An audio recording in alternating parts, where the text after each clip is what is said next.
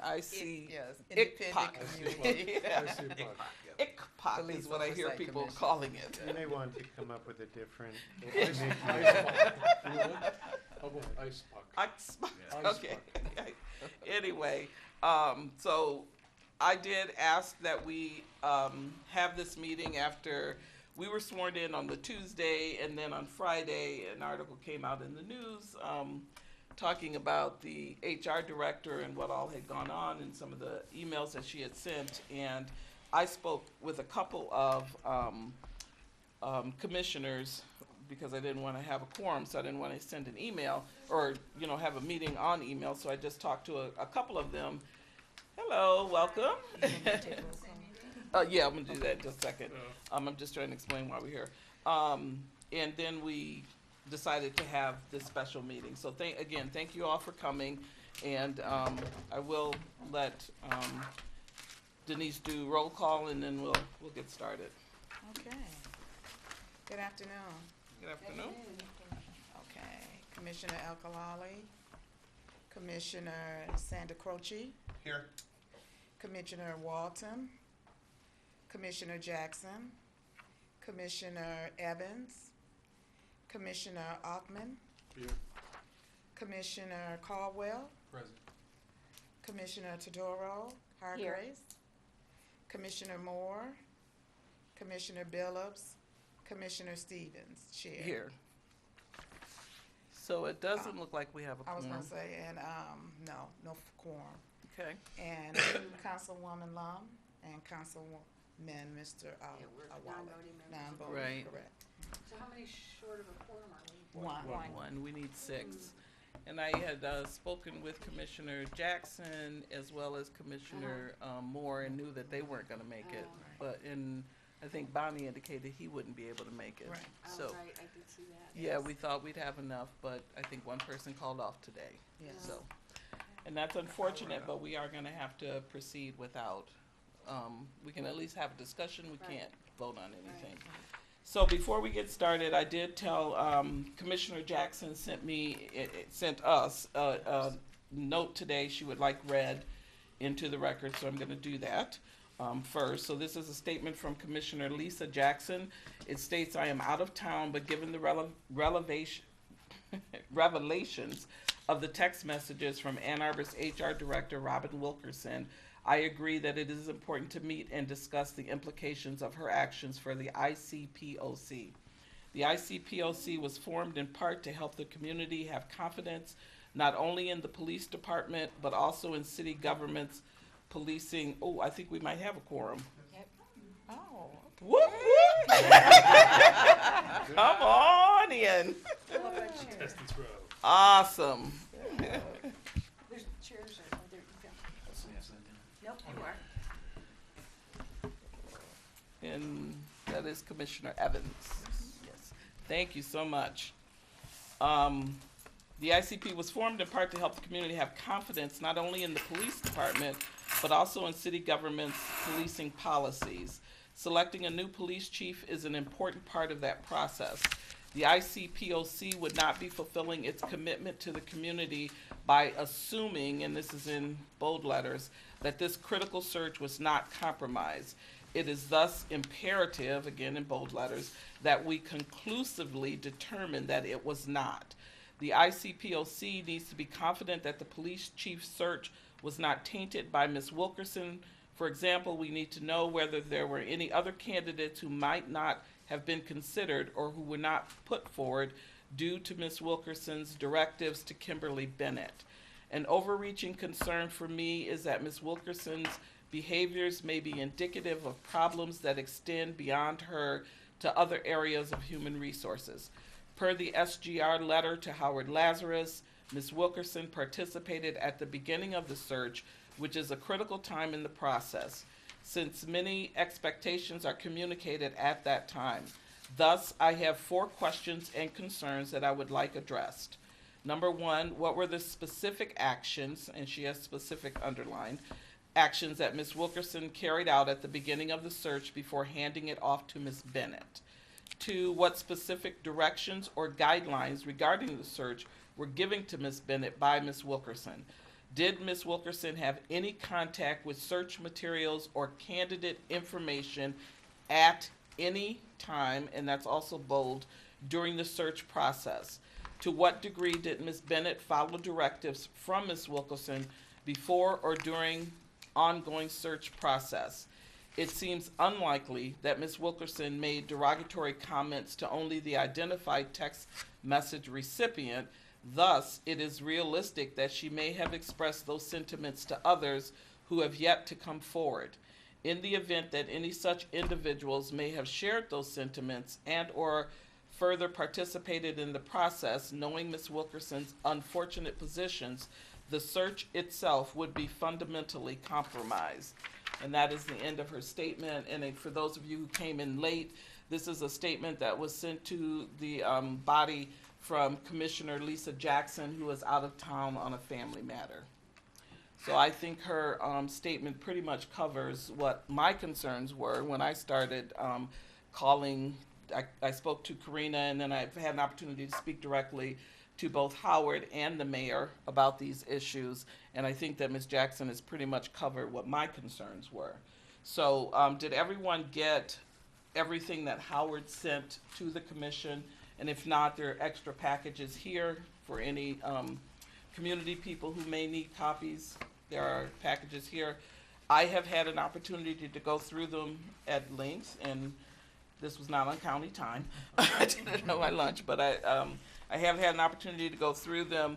I think that they answer a lot of questions, but I also think that they still leave some things to be discussed. And so I will, we were gonna do community comment first and let the community have questions. I just don't know that are there any people in the community who would like to make comments first, so that we can make sure that all the questions are out before we start getting direct answers? Yes, Leslie. I don't know if we have a microphone or anything for you. I just want to make one comment. I read the materials that came to us from the question and answer this recruitment project, and I just want to make sure that people know that the Human Rights Commission, to my knowledge, was not asked to participate in the phone interviews and didn't.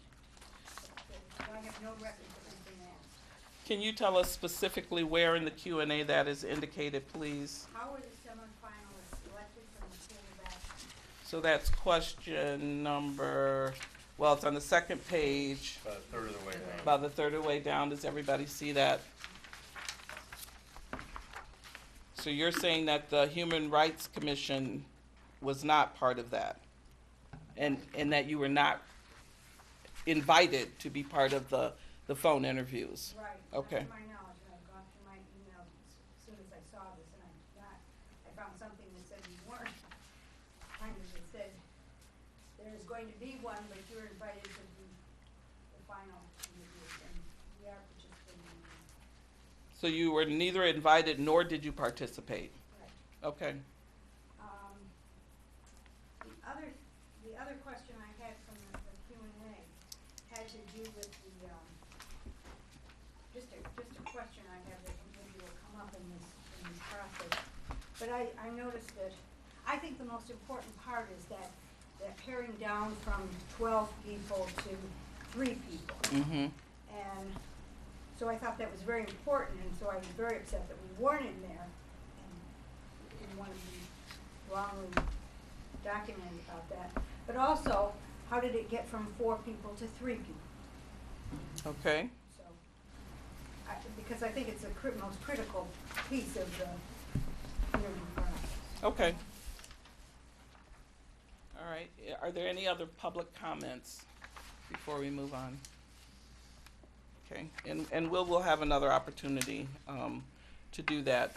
So I'm not sure at this time, Howard, if you want to address the way that you explained it to me was I understood it very concisely. I didn't want to be in a position where I had to explain it then to everyone else. I thought it much better that they hear it directly from you, so that's why I called this meeting. Well, I appreciate that, and I think when we met, I told you that I was actually glad that we had this opportunity to have the discussion in a meeting of the ICPOC. The process that we followed, and I'll ask Kim to join in, really followed the standard approach that we use for all recruitments of city executives and significant positions. I think there was more outreach on this than we typically do, recognizing that it's a position that we all want to make sure we get right. I think once Ms. Wilkerson's text became public, it's clearly understandable why there was additional concern. And I put the Q&A out because that was what I had heard were concerns. I don't represent that it's complete. It's just, you know, there may be other questions which I think Mr. Fournier and Ms. Bennett and I are more than willing to address to ensure that there's confidence in the process as we get to the final stages. The question about what was the previous human resources director's role and to what extent did she exercise influence of the process is well responded to by the letter from SGR, and where they very clearly state that the process followed their highest standards of integrity and there was no compromising of it. Ms. Wilkerson was involved early on in putting together an RFP, but she didn't do that by herself. There were reviews by members of the city attorney's office, as well as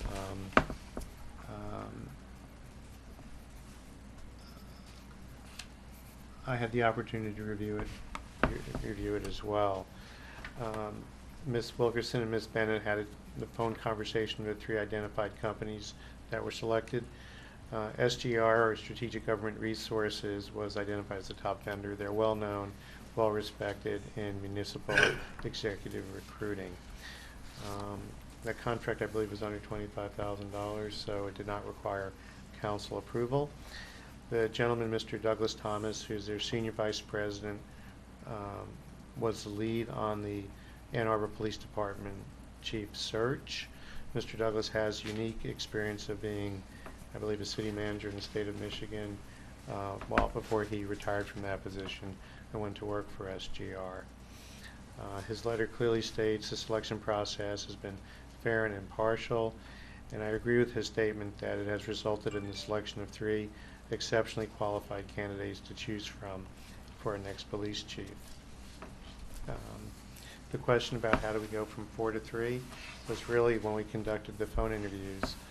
One of the candidates his answers were not responsive to the questions that we asked, and really it's my decision that not to bring him in because I didn't think he would be successful in the environment that exists here for our next police chief.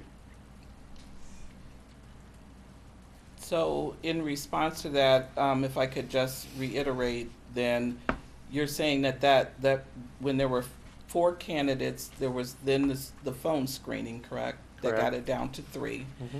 And Ms. Bennett was part of that. Is that you, ma'am? Okay, Yes. Robin Stevens. Nice to meet You too.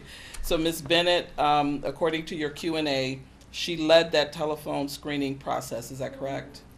And Correct. did you work at that time directly for Ms. Wilkerson? No, Miss Wilkerson was gone from Okay. the city. But prior to that, she was your Prior boss? to, yes, Okay. Richard, she was my boss. Okay, and can you tell us whether or not, and I don't mean to put you on the spot and question you or anything like that. You're like, fine. This is a preliminary exam and I'm gonna, this is not that. This is just Fine. trying to get at questions that people may have, and they may not be as comfortable asking them as I am, because this is what I do. So were you given any instructions by anyone out of HR who may or may not have reported to Ms. Wilkerson in terms of how the telephone screening process was to proceed? No. No. Okay. So that was something that the committee came up with on their own? So I followed the interview process that we use for all of our positions. Okay. So I worked with John and Margaret Radabaugh to review phone interview questions. Okay. Compiled a short list of phone interview questions and provided those to the phone interview panel members. and we each We got ask. them yeah. Yep, you get them the day of the simultaneous interview.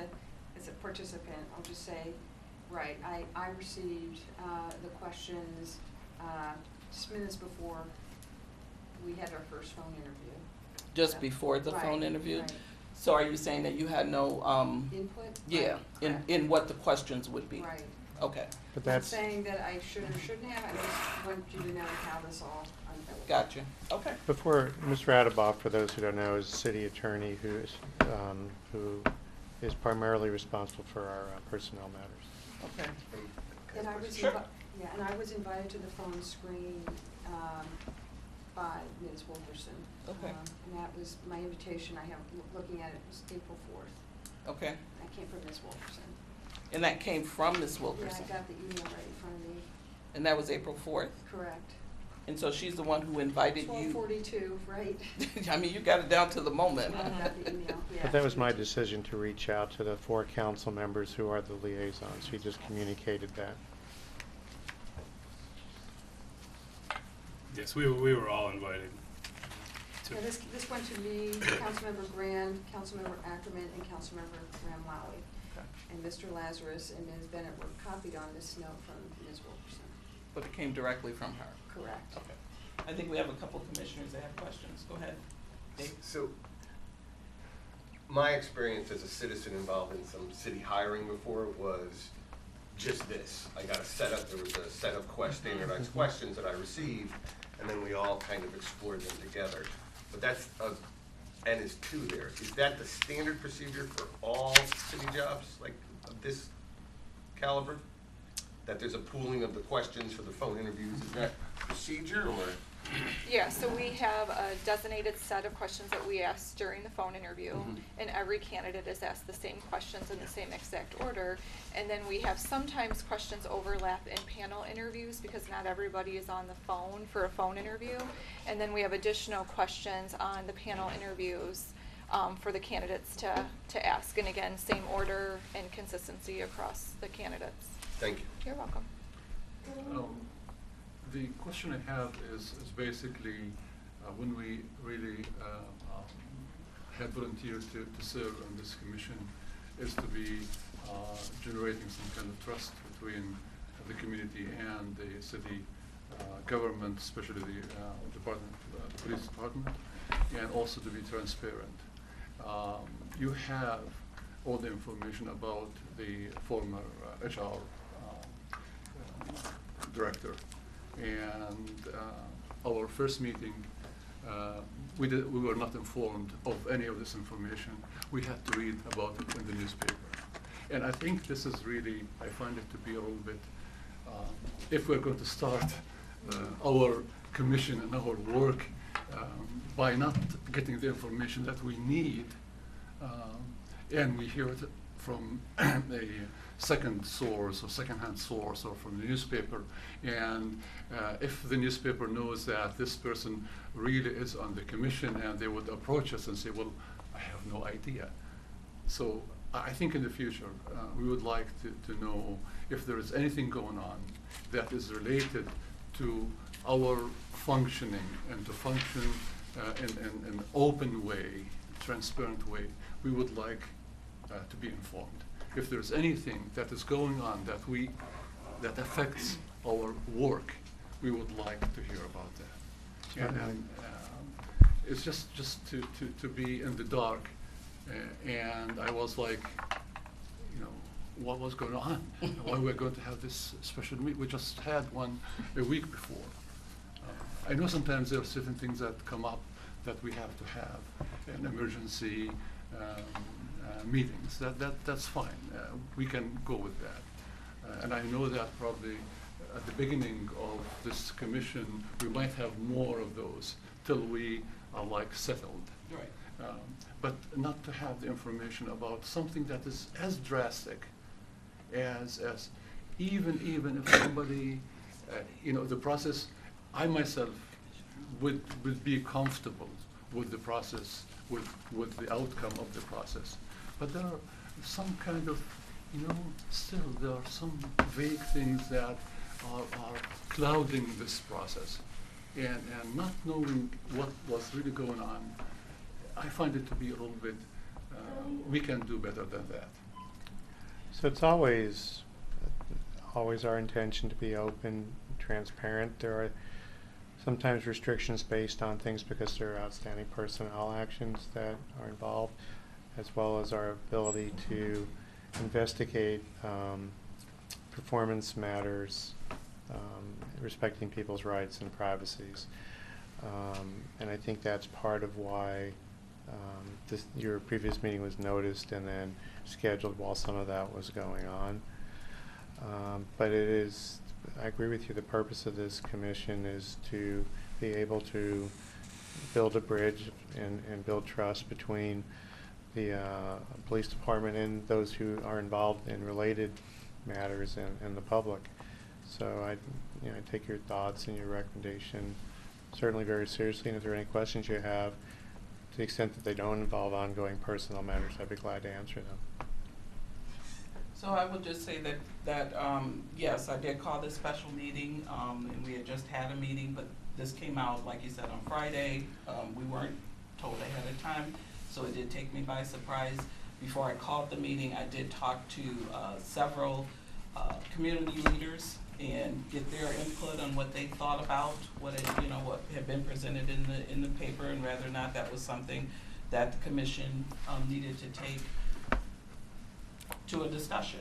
And overwhelmingly, in speaking with community leaders as well as other commissioners that I was able to speak with, we felt like we needed to come together. So I do appreciate all of you coming today, and I know this was not on the schedule, but I will take full responsibility for being the reason why we're here. Because again, I wanted to be transparent, and I was part of the task force. I heard from the community members who really worked hard to make sure that this commission could exist.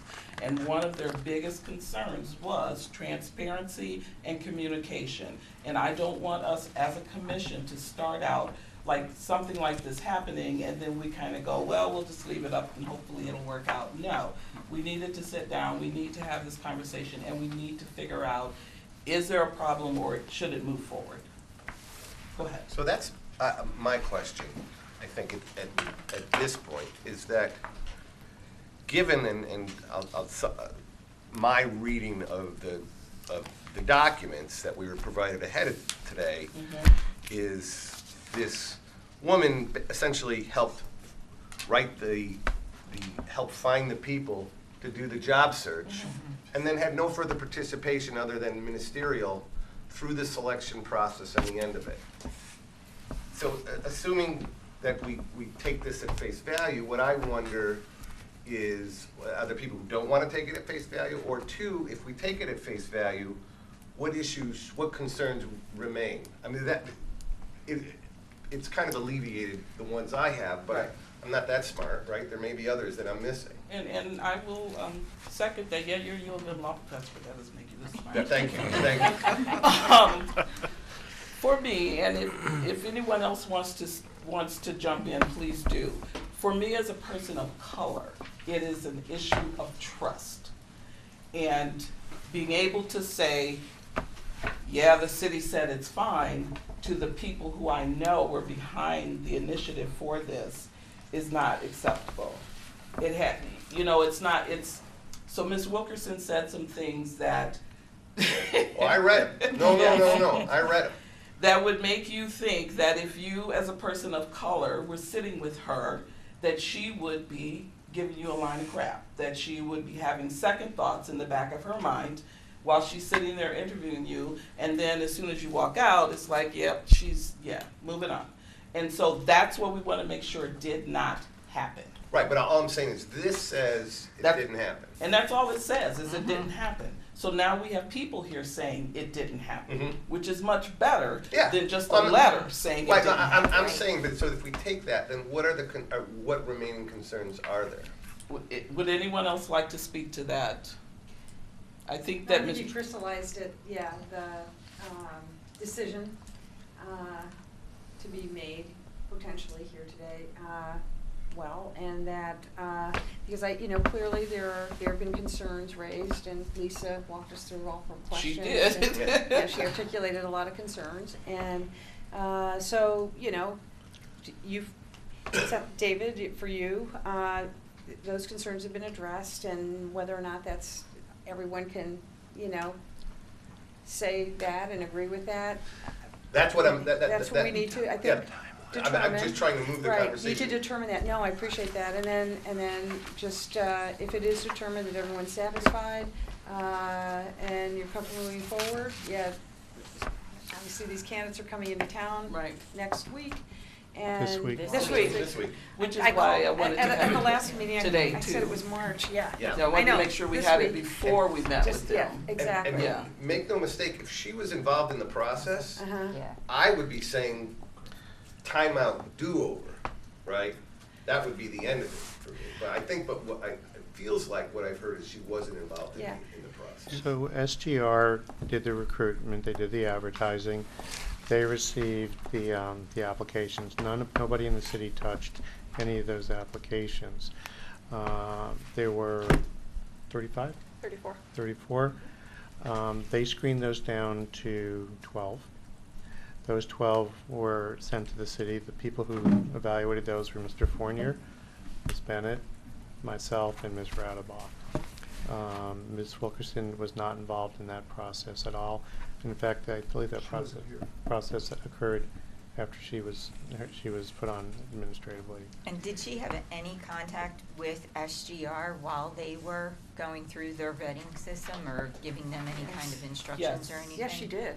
I was the point of contact with SGR.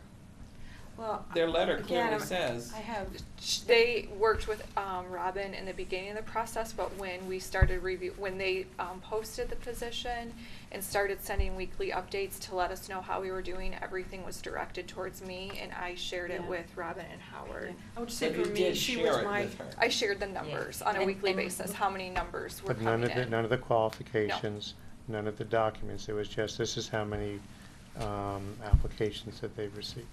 But she didn't touch those. I would say for me, she was my point of contact, you know, to schedule the phone interviews and screening, and, yeah, and the last one I got, which I did not respond to, because I actually set up this meeting on April 5th, so I didn't respond to this one on April 4th. Madam Chair, you had asked, or you had responded to the question of, are all of the concerns sort of alleviated? And for me personally, excuse me for being late, I do apologize. Oh, no, we're glad you're here.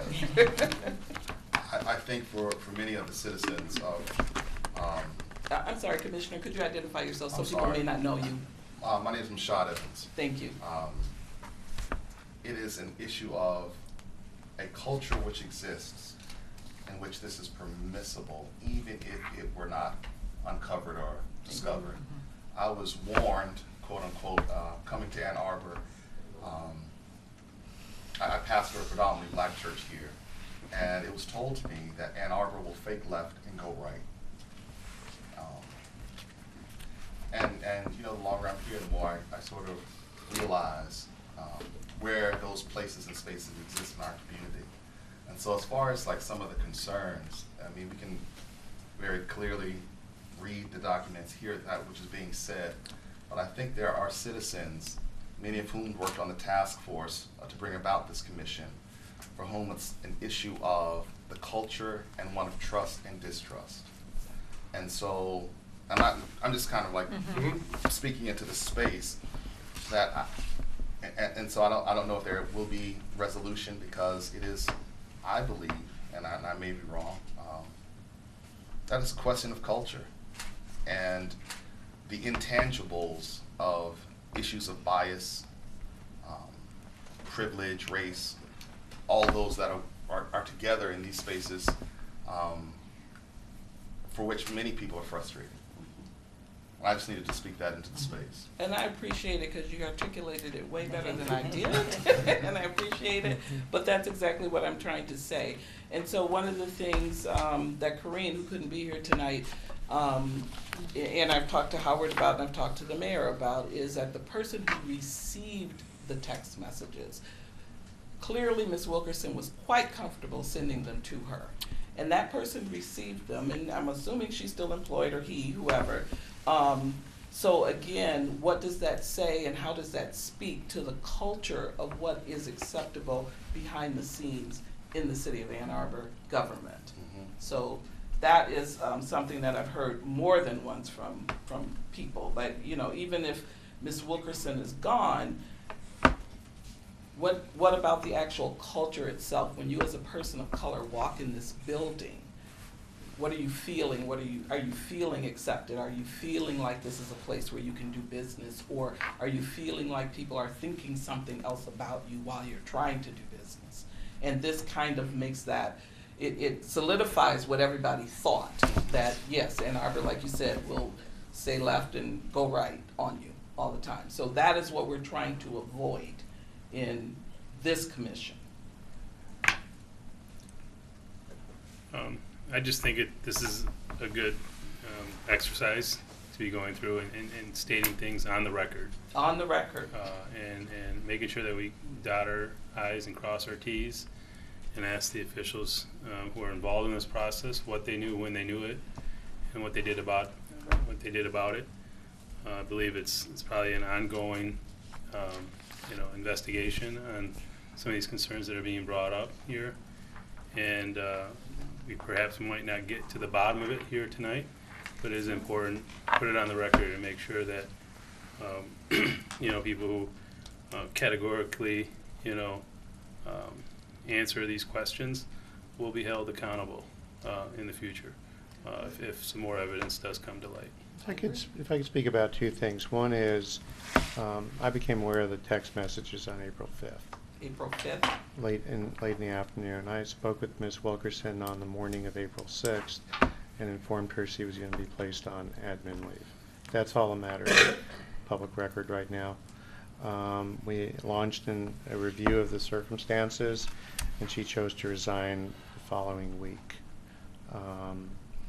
I've noted, as part of that, it was clear with staff that we were all held to the same standards of professional behavior, that this is wholly unacceptable behavior for anybody in this organization, regardless of their position and standing. So those are specifics. And by the way, I have complete trust in Mr. Fournier as the acting, both as the Assistant City Administrator, but also the acting HR head, to conduct a cultural assessment of our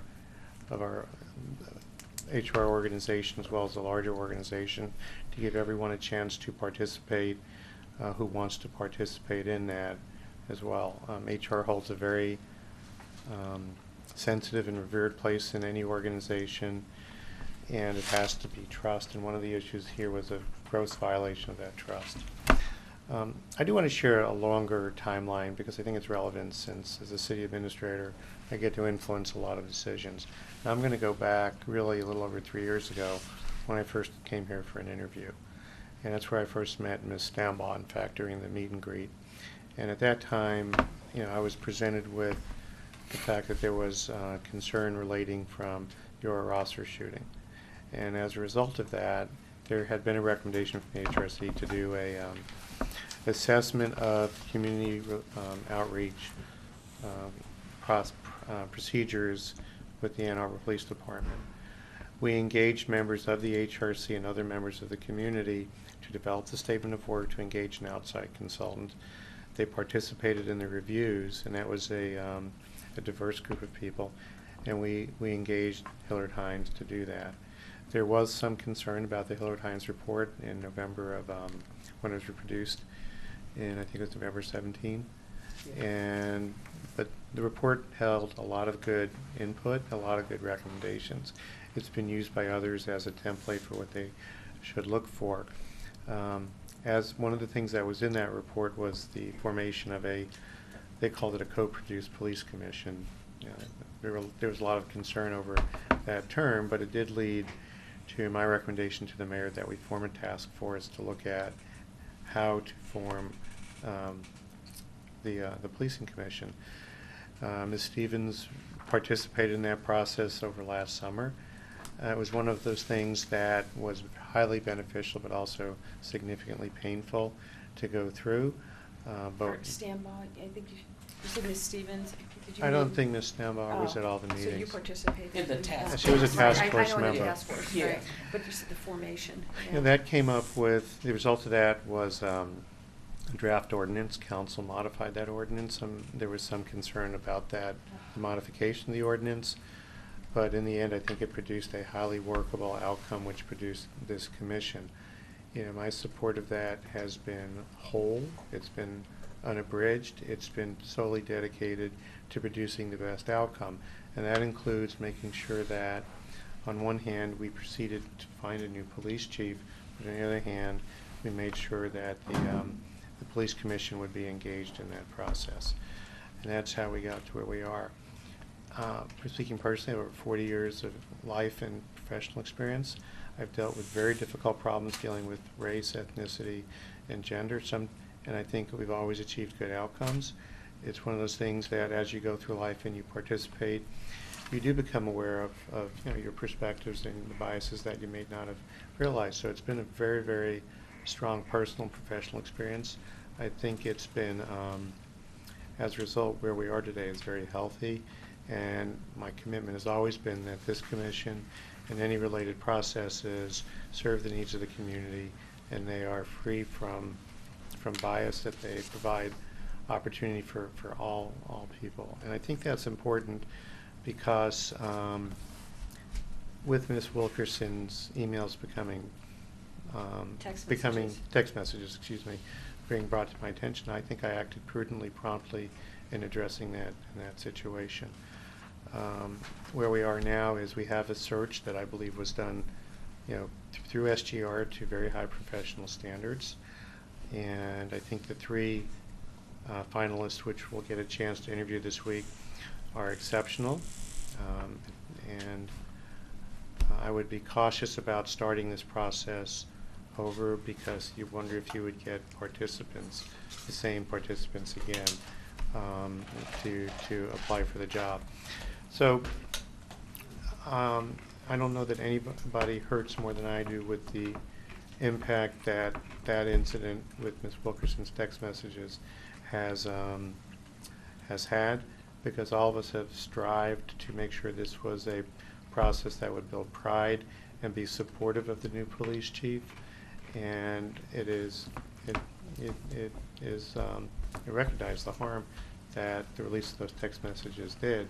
But I'm also confident, I wouldn't tell you with all the integrity that I can muster, that I don't believe it had any impact on the three individuals who you're going to meet this week, and the fact that the process, which was handled through a well-known and well-respected firm, carried forward the values of the community. And I believe that earnestly and wholeheartedly. And so I'd like to ask a question, and Howard, this is in no way challenging, but I was on the task force, and I know that I heard over and over again that you wanted to get the ICPOP or C in place to participate in that. I feel like we're asked to participate at the end. We have not been involved in looking at all of the applications. And I'm not saying we should go back and start the process. I'm just explaining to you how it feels. Is that on the task force, one of the things that kept coming up and that people kept talking about was we really wanted to get this task force in place so that they could be part of the process. So now the task force or the commission is in place and they're being invited in at the end. And unfortunately, that's the way that some of the people who actually worked to get this commission felt like they were being treated, like you know, we're gonna do this, but we're not gonna do it until it's convenient for us or towards the end or whatever. And so again, I don't want that to be the basis from which we start as a commission to be transparent and to build that relationship with the city that's open and transparent and trustful. So I just wanted to put that out there, that it would have felt better, and I don't know if there was a rush because Chief Faunus is resigning or what the issues were, and I'm not asking you to speak to them. Retiring. You're right, retiring. He's not resigning, he's retiring. But it would have felt better, having been on the task force, if the whole process would have waited so that there could be more involvement from people on the commission. So. Yeah, I will just say from my perspective, I mean, these are fair questions certainly, and I know you know, it's always disappointing to feel like you're just being brought in, you know. at the tail end of anything. So I've participated in a number of animal police chief searches, and the process has always been a little bit different. And but as a council member, I've always just participated as a council member, and in various searches. I mean, done everything from for one search years ago, there was a council panel, and there was a police officers panel, and there was an executive leadership service area administrator panel and a citizens panel, and each council member got to select 2 people from every ward to interview the candidates. But and in past years there was just a council panel or a staff panel. Yeah, again, different approaches. Always usually a community meet and greet at the very least. But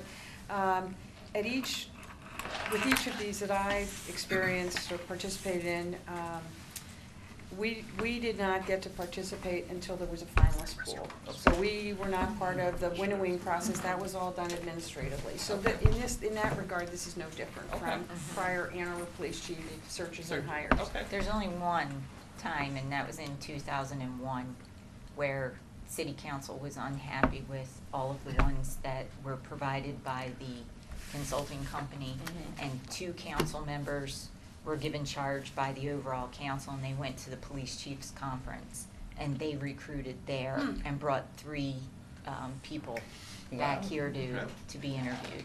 Wow. I was not around for that one. Yeah, no. I don't Okay. think any of that council's here. I know the city attorney wants to speak. I'm gonna let the commissioner speak first. Absolutely. Thank you.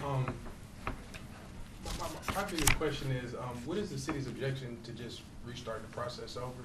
Because for me, I would just hate for this to lag on and it to be an issue within the department or amongst the community. And is that really a fair situation to put a new police chief in?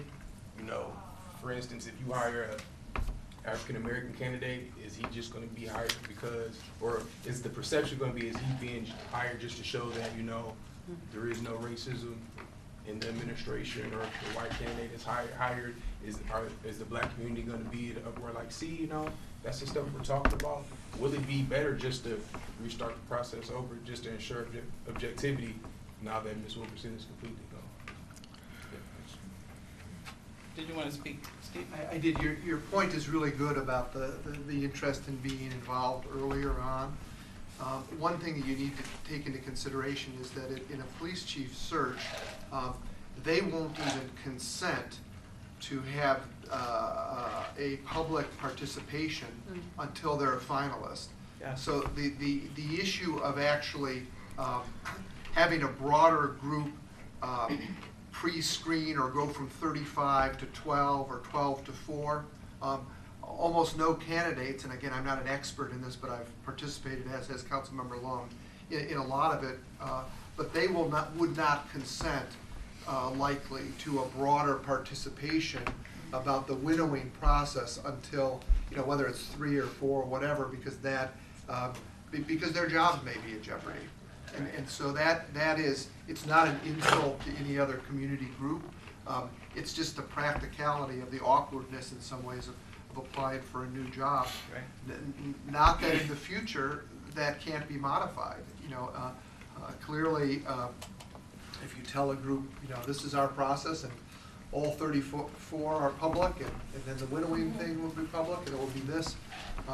That's certainly a way to do it, but that's not how it was done in this case. Right. So, and that you'd have to ask an expert. That would significantly limit whoever would apply.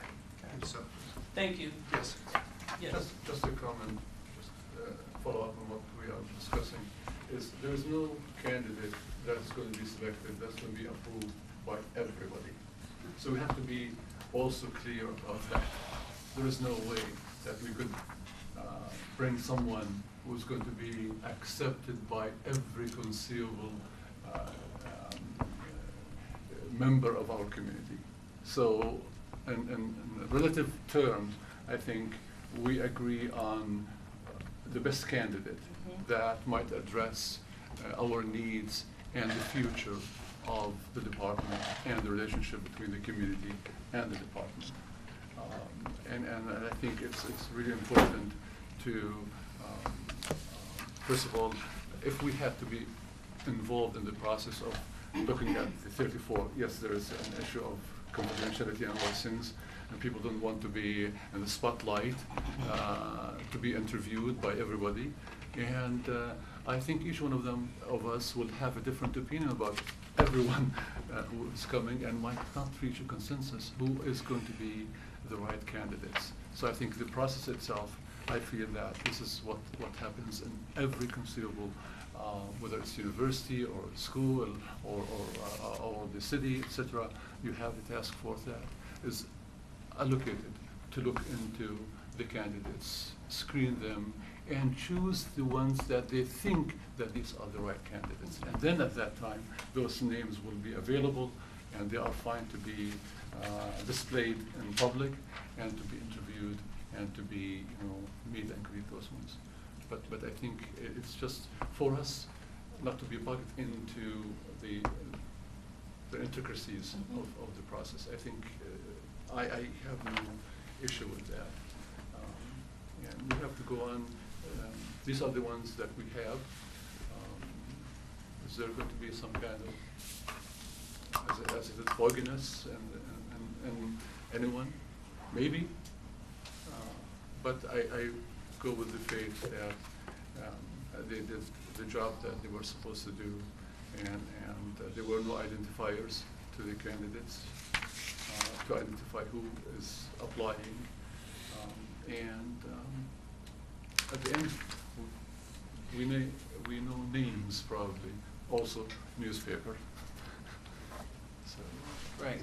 but I think it's the process itself helps us in deciding later on who might be the right person. I don't disagree with that. Well, I think Commissioner Caldwell still has an outstanding question. Yeah, I was going to get back to that. I don't know, Howard, would you like to address that? I know. I believe the process was fair. It was inclusive. It included not only community meetings, but survey from places that, surveys to the courts where you normally wouldn't provide surveys. I think the outreach at the beginning was really designed to be exceptional. I think one of the challenges we face here in Ann Arbor is people tend not to participate, even though they're provided the opportunity at times. I think having gone through the process, if we were to start it over, the pool of applicants would be much smaller, because people would wonder what was wrong. And turmoil doesn't encourage people to be interested, and it tends to diminish the quality of candidates that you get. I think the process, in part, needs to be evaluated based on the quality of the applicants that we'll see this week. And I think they're exceptional, and I do think the process was free of organizational bias. Ms. Bennett, Mr. Fournier, and I have told you that, particularly me, to take responsibility, that she did not adversely influence the process at all. And also, for what it's worth, those text messages were not contemporaneous with this process. They were over a year and a half old. And I'm not going to get into too much detail other than that, because there are some ongoing personnel actions. But again, I think the process has been documented to be fair and objective, and the candidates, the finalists we have, are all exceptional police professionals. Are there any ongoing personal actions, to use your language, I think that is the language you just used, or considerations that involve well, obviously you wouldn't be investigators, that involve any of the 4 people that took who SGR said, here's the best, and decided we're going to take these 4 and then the 3. Are any of those person, No. To that, if I may, just to set the record straight on this, because I don't know, this public document, and this Q&A, just in terms of, in response, who conducted the telephone screens and why So, are. I'm sorry, Jane, you're also on, page 2. Yes, I'm sorry. So that everybody can Why are follow. 3 of the 4 semifinals brought forward? This just to kind of follow on to David's Mhm. clarification. The last sentence says, and we agreed, I just want to, I don't know who the royal we is, but I just wanted to be clear, since I did participate, that I was not part of that conversation, when that determination was made. About the 4th candidate, Right. but you were part of the, I participated in the phone interviews. the phone interviews for Right. all 4? There were 3 phone interviews and 1 face-to-face with Okay.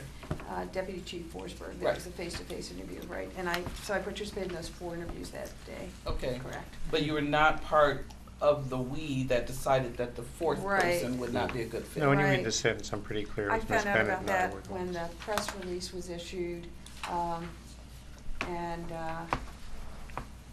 there were 3 people invited here. So that was how I learned that a candidate was eliminated. I just want to make sure we all understand, how this all. Correcting the record. Thank Well, you. there's no ambiguity in the record. If you read the sentences in there, it was clear that it was Ms. Bennett and I who made the decision, and that's who the "we" is. Well, it wasn't clear to me, so. How many people were involved in getting it from the 12 to the 4? There were 4 of us. 4. The 4 listed in that paragraph, right? K. Bennett, M. Radabaugh, Radabach, Mr. Fournier. Mr. Fournier, Yeah. and you. Yeah. Is there any particular reason why Ms. Lum was not included in that decision about the 4th candidate? Was it a timing issue, like she wasn't available? You I couldn't was get- available. The process, the normal recruitment process, when you select any senior position down to the semifinalist, is pretty standardly, I think the word was ministerial in nature. If I could ask, in the past, when we've gone through this process, how many candidates did council have to choose from, or other parts of the community? It just seems like we lost one of the legs of the table. Going from 4 to 3, it's a significant percentage, and I know it deviates from the particular conversation we're having here Not at about all. Ms. Wilkerson's part in this, or lack of. But, it is a pretty significant percentage, and I find it, for myself, a little troubling that part wasn't caught before we got to that level. The city attorney just informed me last police chief search, there were 3 candidates brought forward. Okay. But, we went from, 34 to 12, and then 12 to 4, and how it wasn't caught until that last part really, for me, is a head scratcher. What was not caught? Well, that they would not be a good fit for the community. The fact that this person probably should not be one of the ones invited to come. It just. So the decision, Councilmember, was not made lightly. It's my responsibility on the city charter to bring a nomination to council for appointment, since the police chief is one of the appointive officers of the city. Part of that responsibility is making sure that the candidates we bring forward for consideration can survive and thrive in this setting. And hopefully I hold this position based on demonstrated expertise, performance, compassion, and trust. And you'll rely on that background and those qualities to trust that when with Ms. Bennett's input, I recommended that someone not, or eliminated someone from coming forward. It was based on strong principles. And let me also just reiterate that people's names don't get released until they're named as a finalist. Why would we bring somebody forward and potentially damage their current employment if I knew that I wasn't going to recommend that person?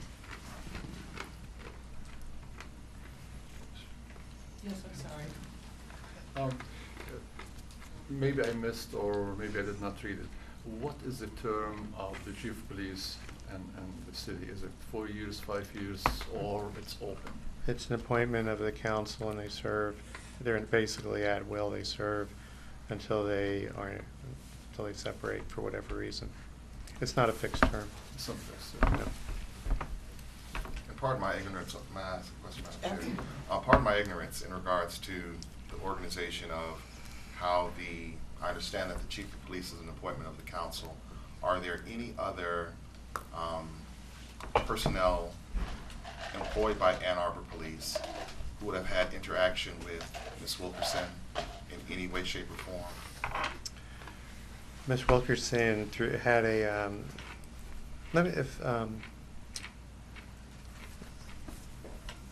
trying to remember if there was another question I didn't answer or not.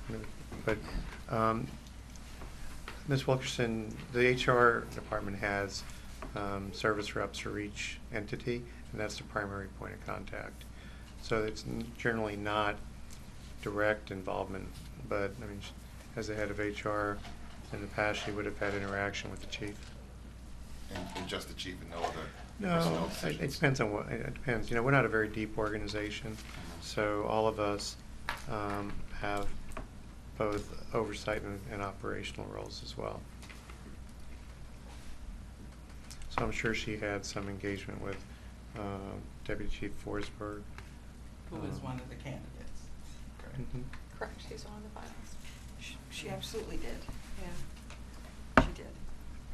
I have another question, but I'm not sure whether it's legal to ask or not, like when you did the interviews. Was any one of the candidates also being interviewed for another job somewhere else? I don't think we know that. Yeah. That was not a question that was asked, I know, in the phone interviews. Each of the three finalists, though, have They were some all- connection with Ann Arbor. They all expressed a deep interest in this job, so. Because sometimes you might have one candidate that could be also recruited by others because, you know, they have one pool of recruiters who might be looking at different areas. And, you know, the issue is if you're going to go with one and discover that this one also is being pulled into another city, another department, what would do to the duration of finding the suitable person? So, sir, the city certainly has that. It predated Mr. Lazarus and his city administrator search. The prior city administrator who is being considered here was also a candidate at the same time for another job in the state of Iowa. And so that was just made public. So that has happened in the past.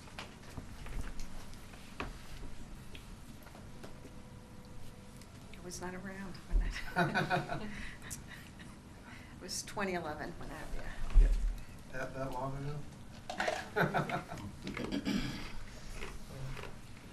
So I guess what I'm hearing, and I want to make sure that I'm clear, is that you're representing that Ms. Wilkerson only participated in selecting the entity that was going to conduct the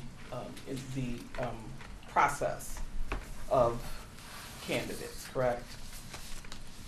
The vendor last year? Yes, vendor, whatever Yep. you call them. There was actually a committee, and I believe that it's in the Q&A. Mhm. So there was a committee when the RFP closed, and there was a chance to review the bids. There was a committee that reviewed them together, and from there we proceeded and picked the top three, and we had conversations with those top three vendors. So that was you and Ms. Wilkerson? It was myself, Ms. Wilkerson, Chief Kennedy, Assistant City Attorney Slay, HR Service Partner Sherry Sell. No, I'm not talking about the team, I'm talking about the people who talked to the three. The three And vendors? That appears to be you, Ms. Wilkerson and you, is that correct? I would have to look at my meeting invite that took place in September. I don't recall if Margaret Radabal was on the phone. Okay, because according to this Q&A. Yeah, you were on the phone. But according to this Q&A, it says that the team met, reviewed the bids, identified the top three companies, Ms. Wilkerson and Ms. Bennett had a phone conversation with the three identified companies, then identified SGR as the top vendor. So from this, it sounds like you and Ms. Wilkerson made the final decision. Yeah, I mean, back in September, I think we made the decision based off the company, and again, I don't. I would recall who was all on the interject that phone. I made the final decision. Okay, so they made a recommendation to you, That's is that what correct. happened? Yes. Ms. And- Wilkerson and Ms. Bennett? Probably Ms. Wilkerson. I spoke to Ms. Wilkerson. And I recognize SGR. They've been used in other places where I've worked. They're well-known and well-respected And in this they're not, process. they're not what we're questioning, Howard. Okay. You know, with all due respect, we're not questioning them, or that, you know, that they were picked. We're questioning the process by which they were picked, and maybe even some of the criteria that was used to select them. Well, then I'd be interested in what the discussion of the review committee was, as Ms. Bennett would remember it. Yeah, we went through each proposal. We had a spreadsheet that was created, and we walked through the professional qualifications, past involvement with similar projects. We talked through and reviewed the proposed work plan as well as the fee proposal. So that was what every vendor was, that's how we reviewed every proposal that came in, was on those 4 criteria. And that's consistent with the way the city addresses all contracts, correct? Of I this na- can't Of under 25 or whatever it is?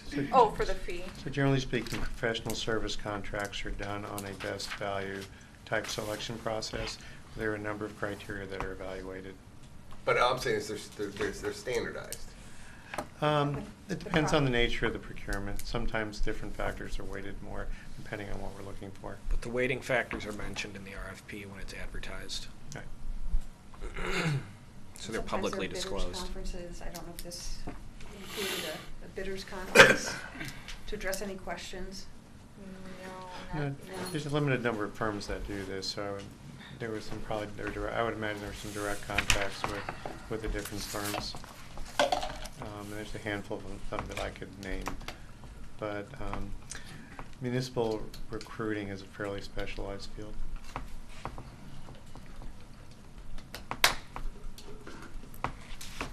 Are there any other questions? I want to make sure that we addressed all of Ms. Jackson's questions as well. She had a few. She wanted to know what the specifics, how specifically was Ms. Wilkerson involved, and I just keep hearing that she was limited. I mean, I guess what I'm trying to get is a confirmation that she was limited to just identifying SGR and nothing further. That I believe is true. Realize I met with Ms. Wilkerson pretty much on a recurring basis because she was the HR director, so some things that she conveyed to me were really just as a channel of communication. But the process that SGR reported back through their letter is that their primary point of contact was Ms. Bennett, and Ms. Bennett, as the recruiting supervisor for the city, was the one who interacted with us. And that contact was mostly about, here's how many applications we got this week. Yeah, I would check it. I mean, I worked with them to schedule the on-site back in January when they came on site and met with different individuals and community members. I talked with them, you know, reviewing the brochure and creating the police chief website. So I had interactions I've had interactions with them. It was turned over to me on September 28th. I took over the process of completing the professional service agreement. And then from there to an hour ago, I've been their communicator. So it's been throughout the entire process on a weekly basis, or just about a weekly basis. He would send me an update of through that 30 days that we had the position posted, how many individuals applied, it was a number, and what states that they were applying from. And then I would report back to the team of how many new applicants we had that week or it had built. Who's the team? HR team on Tuesday meetings, just, we've had 32 candidates, 34, 20. Just basic roundtable Yeah. stuff. I was curious also as the recruitment was open of how many applications we'd received. Is it I'm just trying to get Me too. Is it correct that Ms. Wilkerson had no say or no participation in the weighting of the candidates that Yes, made that is applications? correct. That is correct. Yes. Right. I will say Right. that But process. hold on, let me. Of course. Sure. No say in the weighting of in the selection of candidates by SGR, or the ultimate decision of which of those candidates to invite back for the city. Is that correct? That's correct. I don't like the appearance of any of it, Right. but I don't think we can. I think it only becomes a taint if we make it one, and what it sounds like is we have a unanimous. With 3 people sitting in front of us said she didn't have anything to do with the people coming back. So the only taint would be misinformation. It doesn't feel good, and a lot of things said tonight don't feel good, but I think for this purpose, I'm satisfied at least. And we appreciate your position. I'm gonna finish with Ms. Jackson's because I told her I would do that. Her second question was, what specific directions or guidelines regarding the search were given to Ms. Bennett by Ms. Wilkerson? And if I could just ask you, Ms. Bennett, how long did you work directly for Ms. Wilkerson? 3.5 years. 3.5 years. I don't recall when I started. I've been here about 3.5 years. Okay, but you reported directly to I her, did. is that correct? Yep. Okay, thank you. And what specific directions or guidelines regarding the search did she give to you? None. None whatsoever? No. I work off the job description. Do you consult with her at all about? There was nothing to discuss with her because when the candidates, when we started reviewing the candidates, she was already placed on administrative leave. Okay. So she was gone before you started actually reviewing, before you got the packet from SGR saying these are the ones we think you should look at? I received the packet, I was on spring break the week the packet came in. So Ms. Wilkerson was placed on administrative leave on April 6th. I returned to work on April 8th and received my packet and reviewed the candidates on April 8th. So you don't know when the packet came in because you were out? The packets came in on April 3rd or 4th. Okay, and if they came to the HR department, then would they have gone to Ms. Wilkerson? I believe she received them. She received them. So in she my did absence. have, at one point, she had the applications. The resumes. Yeah, the resumes. Okay, And I confirm that's true. okay, thank you. And she clearly, when she was scheduling the phone interviews on April 4th again, she clearly knew how many people would be interviewed. She did not know how many people were interviewed. We talked about dates that we wanted to complete the phone interview. We did not have a final count. We did not confirm candidates until the week of April 8th.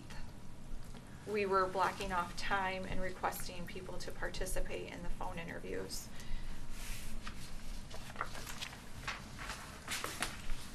So then, Ms. Jackson's next question, I think, was just answered that she did.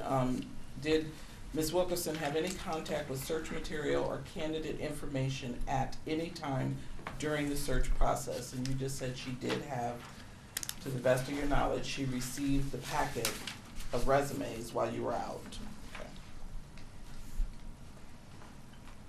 And so you have no knowledge whatsoever as to whether or not she reviewed them or made any comments, and she didn't make any comments to you Nope. about them, is that correct? That's correct. Okay. And her last question is, to what degree did Ms. Bennett follow directives from Ms. Wilkerson before, during the ongoing search process? And again, I think you just answered Yeah, that. there was none. None whatsoever? Mm-mm. Okay. All right. So those are all the questions that Ms. Jackson had. I don't know, if anyone else has any follow-up or anything else that you would like to ask. Now would be the time to do that.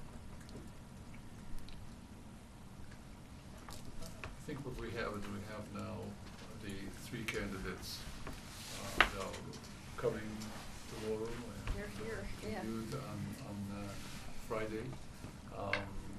We, from the explanations of the process, looks like the involvement was minimal in the way that started. Ms. Wilkerson's probably started the process early on, but following steps were delegated to others to pursue that. From also what we heard, that she was not part of deciding who would be the final candidates. Yeah. We could take, you know, it's like we come to dead end. We could take the right turn or left turn, whatever. And no pun intended over here.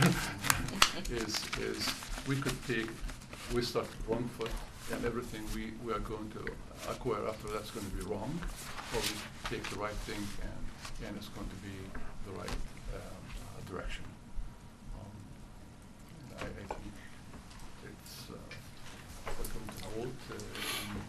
Well, This. I don't think there's a motion, There's Madam no Chair. motion. Yes. And this may be more of a point of personal privilege. How many years has Ms. Wilkerson, been employed by the city of Ann Arbor in her current position? 13, I believe. Is that correct, Howard? I think so. That's what I've been told. She Yeah. did a lot of hiring. She did. A lot of fire. And a lot of Yep. hiring. Mm-hmm. Yes, she did. I'm just trying to respond to your question. 2/3 of our workforce are union, and they have protections and procedures under their collective bargaining agreements.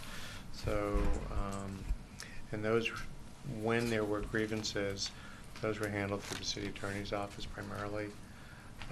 Certainly, HR staff participated. I can't think of many, if any, senior positions where we have terminated people since I've been here, to be honest. I don't think we've had any. So I can't think of any non-represented individuals who were terminated. The only cases that I do recall from the union staff were people who had documented cases of misbehavior. But we don't have a lot of terminations that I remember, at least over the last two and a half years, 3 years almost. And I hear you loud and clear. Thank you for that. My question was just, how long has she been in the position? Oh. And if it had been for 13 years, in her position, she not only makes determinations, but she establishes a culture. Mhm. After 13 years in Yep. a particular place, she establishes a culture, as any effective leader would in any place, but after 13 years. So that's where my question And I think that's a fair statement, and I think part of what we want to do going forward, before we hire a new HR director, is invite an open assessment of what that culture is. I've shared this with some folks. I went through a very similar position at a very similar time in my tenure with the city of Austin, where I had some significant racial disparities in my field operations. And those things are always embarrassing to some extent for the leader, because you feel that you haven't been strong, and you haven't assessed what's wrong in your organization. But in a large organization, it's almost impossible to know everything that goes on. Interestingly enough, that cultural assessment I did there occurred very much at the same time where my HR manager, had him reassigned. And I think there's a very good opportunity now as we go forward to interview all city staff who want to be interviewed, all folks in the HR department, and establish a positive path forward. And what we did in the last cultural assessment, we had 7 points we followed. I reported on them on a quarterly basis, not only to the person that I reported to, but to the staff. We engaged with the staff on how those changes were going to be implemented. And that particular area went from being a place that was highly troubled to a place where people wanted to come to work. And I'm excited about doing the same thing here. I do believe the HR staff in the city reflects the city's values. I think new leadership will help elevate and address the concerns that have been raised as well. So I'm optimistic about it. I look forward to it, and it'll be done openly, transparently, honestly, and there are no preconceived outcomes. The only thing that I want to achieve is to make sure that that group supports the city staff fairly and consistently with the city's values. If I may, just because I'm also on the city's, it's called the Administration Committee, it's a council committee, and we just discussed this, next steps, and specifically we talked about the culture assessment and how best to conduct it, and so there are, I would say in general, though, I mean, important, there's consensus around the fact that it needs to be done in such a way that our employees will participate. They will participate, so confidentiality of the participants must be assured. You know, you have to do things like aggregate information, because everyone, of course, worries about their job security.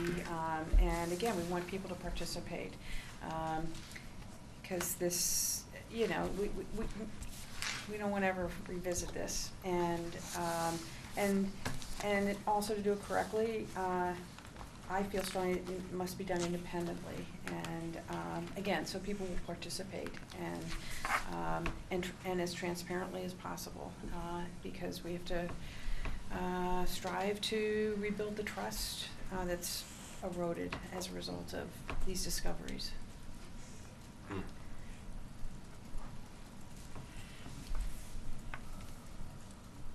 Commissioner Caldwell, did you get your question answered? Yes. Okay, and you're satisfied with that answer? Okay. Satisfied. Be might be honest. a That's a little bit right. Well, so, I mean, there's nothing on the floor in terms of a motion or anything to vote on. I don't know if anyone has one that they want to bring forward. I will then recap what I have heard, and if it's incorrect, please let me know, or if people have other thoughts. So, as I understand it, the city is presenting to us that the HR director was not directly involved in the selection of even the first set of candidates down through the end, that she was not involved in that process at all. Now, Councilman Lombard, yes. Well, I don't know, I mean, I wasn't consulted on, you know. Right. I think maybe except That's what- except as to administrative scheduling or something. Yeah, right. Sounds like Yeah, would right, account for right. that. There's clearly, yeah, Which I there still, was that. I even find that a little, like, why would the HR director do that? Why wouldn't Ms. Bennett? But that's just a question in my mind. I can She was on respond to that vacation, right? if you'd like. Sure. So I just told you, we're not a very deep organization. And when Ms. Wilkerson came and asked me, should we offer the council members who are on the two commissions the opportunity, I said, absolutely, we should. And she just passed along the email. Okay. So she was at least involved in that piece. In the scheduling. Yes, in the scheduling and inviting people to the phone interview. Did she have contact with the actual candidates? No. No. No, we're Just talking about, internally, so that's what the I'm saying. scheduling I'm talking about. Scheduling the phone. Right, is- right. is- Internally, let's be Mhm. clear though. Well, what she did is she sent an email to the 4 council members who are the liaisons to the Police Commission and the Human Rights Commission, asking them to participate. It's a very limited scope of that correspondence. And she did it at my request. And what else I heard was that she was off. She was present when the package of applications or resumes came in. She probably received them. I know she touched them. She touched them. Yes, I know that. There is a belief that she did not review them She did and not or review. share with anyone her thoughts about them. I can't state whether she opened the booklet and read it or not. I don't know the answer to Okay. that. I can tell you that she was not involved, nor did she influence the 4 people who made the determination of who the finalists are going to be. Okay. And so then at one point there were 4 candidates, there were phone interviews, Ms. Lum was involved in that, Mhm. but then the decision was made to take out the first person that did not involve Ms. Lum, is that correct? To get rid of the passive voice in this, I made the decision based upon the interviews that the fourth candidate was not going to be a Put forward. successful police chief for the Ann Arbor community. Okay. And then at that point, everything became Ms. Bennett as the point of contact, is that correct? Well, prior to that, you were the point of Right, contact. I am continuing to Throughout be the the- point of contact, yeah. yes. Okay. By the way, other than the phone interviews, I haven't even spoken to the candidates, so. Okay. Neither have I. So, I will say this, we have to move forward from a place of trust, because that's what this has to be. This is on, you know, as Councilman Rumwali said, it's on record, you've answered the questions. If other evidence comes forward, then people that dispute that in any way, then the public would have reason to be concerned. But moving forward at this point, I believe that the commission is satisfied with where we are. I'm just looking for shaking Yeah, heads. yeah. Okay, so we are, and we do have a quorum, thank God. So we are satisfied with where we are moving forward at this point. And again, like I said, for us, it's really important that we move forward with trust, because we're an independent citizens group, and we are representing the citizens, and we want to make sure that we're being responsive to what citizens would be concerned about. When is your next scheduled meeting? May 28th.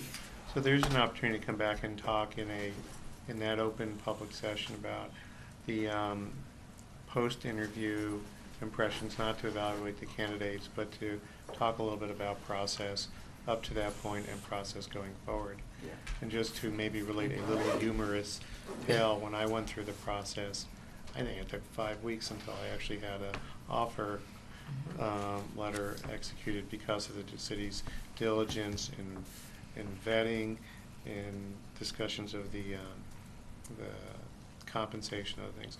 So there is a chance to talk post-interviews and do some other things if it helps to promote that trust. Okay. And it's my understanding that several of us will be on Friday meeting with the candidates.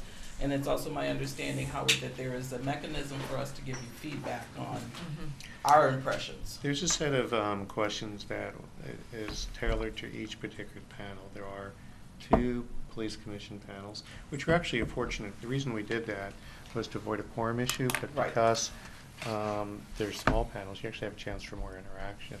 So there are some questions, and then you have the opportunity to ask follow-on questions, and the HR facilitators will be they'll be somewhat generous to allow that to occur after the panels,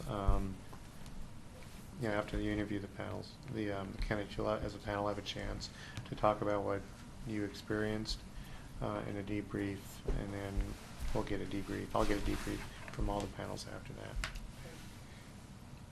Are there any more questions and or comments from anyone? Well, I mean, I appreciate you calling this to session and I do going as through this well. cathartic exercise of making sure that we're vetting this. And so later there's, people will look back and say, you did do your job. It's a very unfortunate set of circumstances that brought us here. Everything is on record, as I said earlier, and we'll go on that. And hopefully, what we heard here is 100% accurate. Yeah, I would just follow on, yeah, I appreciate as well that you called this meeting on very short notice, and that you all were nimble enough to, with your busy lives, to come here today to have this discussion, and I can see why, I was pretty close to all of this, and, but from your perspectives, and the broader community's perspectives, the discovery of the HR issues, and then, knowing what we were also concurrently doing in terms of this police recruitment and search and your role in the search, certainly there would be questions, and so, you know, to hear your concerns in this forum and to do this publicly in this manner was a good thing. It's definitely value add. Thank you. And, no, I mean, you're clearing the air on a Clearing lot of the questions, air. concerns, and that's always a good thing, so, Yeah. thank you. And I'm hoping that we move forward just like that. If there's issues, we bring them to the table, discuss them, and get the air Yep. cleared. Just one thing is, you know, when we really volunteered and we were selected to serve on this commission, we thought that the problem was maybe just the mistrust between the police department and the community. And now we're discovering something else as on the side that is also that there's something going on in the city government. As commission, it's not our responsibility or job to say anything about that unless it's related to our duty and our responsibilities. But as citizens, I think it's very concerning because we, again, go back to we are showing that we are all lefties and all these things, but we tend to the right. Is you know, I've been here for over 30-some years, and I thought this is the best place. It's a bubble, and we're discovering that there are some really other things that are going on, and again, spending so much time in one position, sometimes people become more laxed, more probably immune to, less sensitive to issues. And I think that should be addressed across the board. It's not just in the HR department, probably across the board. And this is probably responsibility of the elected members who are representing the different wards that we have in the city to make sure that the city government is functioning in a very orderly way, in a way that we respect each other. And no matter who we are, respect has to be the first thing. Our opinions, all these personal things, when you come into the building, leave it outside, because you are serving the people. If you choose not to serve the people, you should not be here. I agree with that. All right, so I said we'd start on time, and we are ending early. That's even awesome. Thank you. Thank you all for coming. We'll see everybody on the 28th.